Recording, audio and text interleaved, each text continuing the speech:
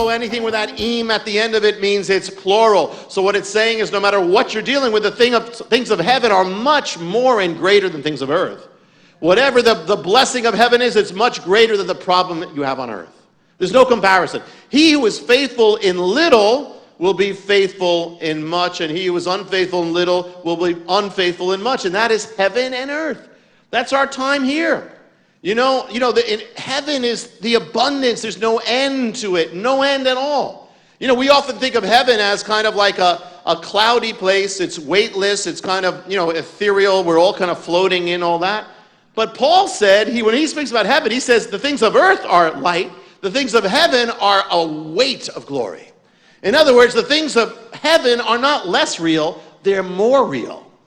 They're more real. This life, the Bible says, is like a vapor. Man comes up and it's gone. It's a vapor.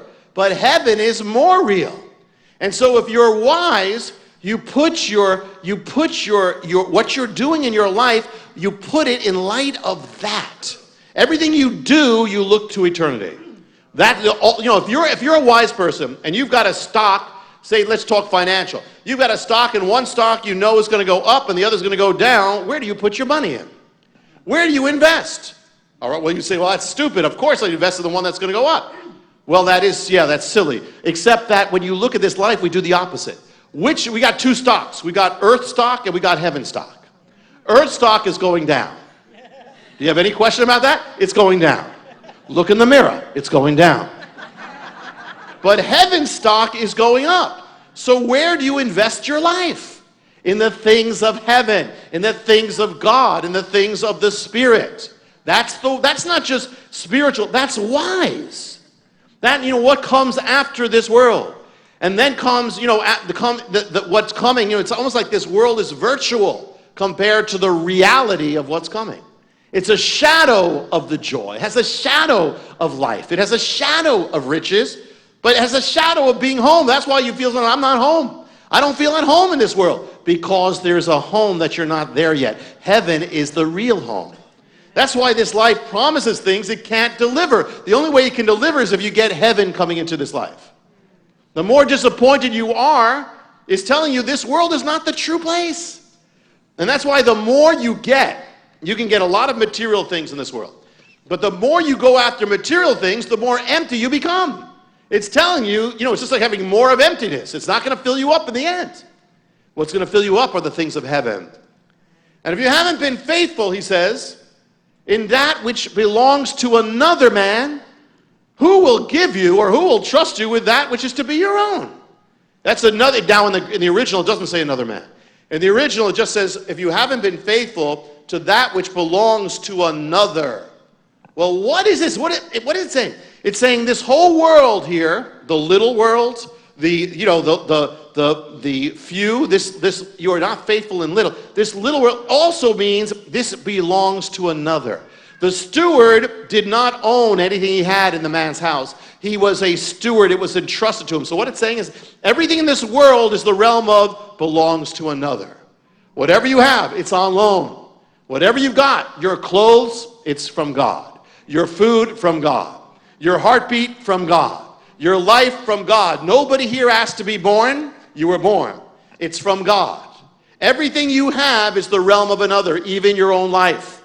You don't own anything here. We think we do, and that's when we get into trouble. We didn't bring anything into this life. We're not going to bring anything out of this life from this world. And we didn't even bring ourselves into this world. We belong to another. In Hebrew, I've shared, there's no real word for owning. They use a different kind of way of getting around it. And what it says is the way you say I own something or I have something really is this thing is to me. This car is to me. This house is to me. I really don't own it, but it's to me. And so what it's saying is that, we don't own things. This world passes away. But if you haven't been faithful with what belongs to another, how are you going to be faithful in what is going to be entrusted to you that you'll have forever? That's the realm. This is the loan world. Everything's on loan. Temporary. Renting. That's why the Lord gives all these parables about people who are tenants. This is renting. Whatever we have. So why are you going crazy over something you don't even own? Why do you make it, well, that's my problem. It doesn't have to be your problem because it's God's problem. If your life is God's, your problem is God's. Even your problem. Why are you taking possession of everything? The more you possess things, the more it possesses you. While we look to the things which are not seen, we live by faith, not by sight. We look to things which are not seen. You know, the priests of Israel were not allowed to own anything. You know, pretty much they couldn't have an inheritance in the land. They were given some special cities, that's about it. They had no land. Everybody got land except they did. They got nothing. But God says, you are not getting an inheritance, priests, because I am your inheritance. The one thing we can own is God. We own nothing but God. And God owns everything. My beloved is mine and I am his. Now what the Lord is saying here, this is the realm of little everything. This is the realm of virtual, not fully real. This is the realm of not owning.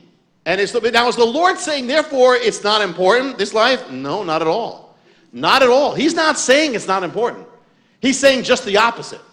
Luke 16:10, he says, he that is faithful in little will be faithful in much. In other words, what you do in this realm, even though this realm is not the final story, what you do in this realm will determine your forever. It will determine much. It will determine reality. It will determine what is real, what is forever, what is owned. And if you haven't been faithful in this realm, whatever you do or don't do, it's going to affect what is coming. That's what it's saying. So if you take it, you take back, you look at the man in the parable. He didn't have anything that he owned. Everything he had, his position was given by another, was owned by another. He didn't have a lot of time. He had a temporary time, it was going to end. He knows it's going to end now. You know, if he didn't know it was going to end, he wouldn't have done this, but he knows it's going to end.